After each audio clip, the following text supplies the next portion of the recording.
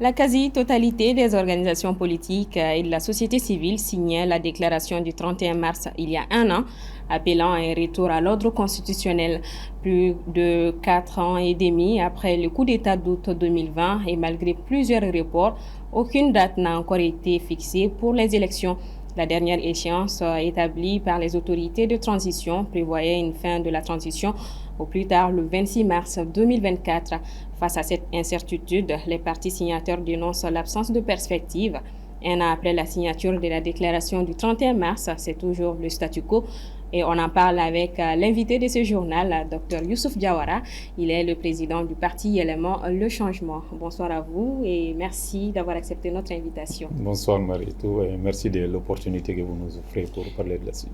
Alors, je viens de le dire, un an après, c'est toujours le statu quo. Qu'est-ce qui a empêché l'évolution attendue? On peut dire globalement qu'il y a un manque de volonté manifeste qui a bloqué un peu le processus. Parce que je rappelle que ce que les signataires de la déclaration commune ont demandé, c'est beaucoup plus de mettre un cadre de concertation inclusif avec l'ensemble de la société pour qu'on puisse définir une nouvelle architecture de la transition et aussi de dégager un chronogramme pour nous permettre vraiment de sortir de cette situation. A aussi rappelé que la première vocation d'une transition, c'est de sortir de cette transition. Donc aujourd'hui, nous sentons clairement qu'il n'y a pas une volonté manifeste de sortir de la transition. Est-ce la situation sécuritaire qui est prioritaire pour les autorités de la transition? Les raisons avancées pour le léger report, comme on l'a dit, ça fait plus d'une année qu'on est dans le léger report, chacun a sa lecture du léger report. C'était fondamentalement nos fichiers qui étaient pris en otage. Deuxièmement, c'était l'état de préparation de l'autorité indépendante de gestion des élections. Et troisièmement, c'était beaucoup plus l'adaptation un peu de la loi électorale par rapport aux dispositions de la nouvelle constitution. Et quand on fait un recul, on voit que à tous ces niveaux, il y a eu une évolution majeure. Et l'aspect sécuritaire n'a jamais été mis sur la table par les autorités. Donc nous pensons que ce n'est pas quelque chose de prioritaire pour eux et qu'ils doivent être suffisamment prêts. Et s'ils sont prêts, les éléments évoqués, et s'il y a déjà une réponse là-dessus, je ne pense pas qu'il y a d'autres raisons qui pourront nous permettre de ne pas aller vers les élections. Quelques mois après, précisément le 22 janvier, vous avez demandé un cadre de concertation entre le gouvernement et la classe politique. A-t-elle eu lieu? Vous savez, il y a cadre de concertation et cadre de concertation. Vous savez, si c'est juste nous retrouver pour nous donner les orientations qu'ils ont prises, et il n'y a pas de dialogue de fond, il n'y a pas de discussion de fond, je pense qu'il y a un souci.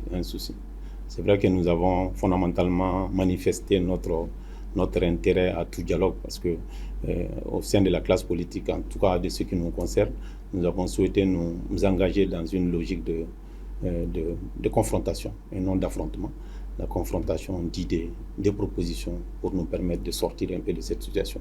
Et nous sommes dans cette dynamique. Et partout où on a été appelé, je pense qu'on a répondu, que ce soit au niveau de l'autorité indépendante, que ce soit au niveau du ministre de l'administration territoriale, pour discuter sur les questions, même s'il n'y a pas de temps qu'il faut pour échanger sur ces questions. Mais nous avons toujours essayé d'apporter nos éléments de solution. Même la dernière demande qui est de travailler sur la charte des partis politiques, nous avons aussi travaillé à faire nos propositions pour faire avancer les choses. Nous sommes dans cette dynamique de la confrontation constructive. Alors, la situation d'incertitude, elle perdure. Quelles sont les actions concrètes que vous allez mener pour exiger le retour à l'ordre constitutionnel? Vous savez, le plus important pour nous, c'est que l'opinion publique comprenne dans quoi nous sommes. Et nous travaillons tous les jours à identifier les défis auxquels cette opinion est confrontée, à proposer nos éléments de solution et à travailler à l'éveil des consciences. Ça, c'est déjà un grand défi sur lequel nous sommes. Nous sommes aussi en train de travailler à rassembler davantage encore la classe politique pour mettre un peu plus de pression sur nos autorités, pour qu'on puisse nous donner un chronogramme. Ce travail est fait par d'autres regroupements et je pense que dans les jours, les semaines à venir, on saura un peu quelles sont les dispositions prises pour nous permettre d'engager une bonne conduite à tenir. Alors, Dr Diawara, vous êtes le président du parti Yelema Le Changement. Comment se portent les partis politiques au Mali, notamment Yelema? Vous savez, aujourd'hui, c'est difficile pour moi même de savoir quel est le nombre de partis politiques au Mali. Certains nous parlent de 300, d'autres 400. Et tout ce que nous demandons à nos autorités, déjà, c'est de publier la liste des partis politiques, de publier leur date de création, les responsables qui sont devant ces partis politiques. Au moins, ça va nous permettre de savoir exactement quel est le nombre de partis politiques. En tout cas, ce qui nous concerne également se porte bien, et même très bien, parce que nous arrivons à travailler sur tous les engagements que nous avons pris. Et moi, en tant que président élu avec l'équipe que j'ai, nous sommes chargés de travailler sur l'institutionnalisation de notre formation politique pour la préparer à la conquête du pouvoir. C'est la mission que j'ai. Et chacun a sa mission. Moi, ma mission, c'est de préparer mon parti, qui aujourd'hui est dans une bonne dynamique, avec les meilleures adhésions dans ce pays. Et maintenant, nous travaillons. D'autres commentent. Alors, un mot pour les Maliens qui attendent des élections?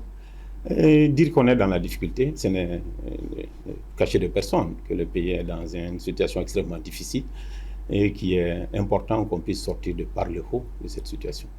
Je pense que l'une des meilleures façons pour nous de sortir, c'est de donner l'opportunité à ceux qui ont l'ambition de gérer leur pays, de se présenter devant les Maliens, et de leur permettre de choisir qui doit les diriger et à quel programme ils doivent être dirigés, et donc d'aller vers les élections pour qu'on puisse nous sortir de cette situation. Docteur Youssouf Diawara est le président du parti LMA. Il était l'invité de ce 1945. Merci à vous d'être passé sur ce plateau. Merci bien. À la prochaine.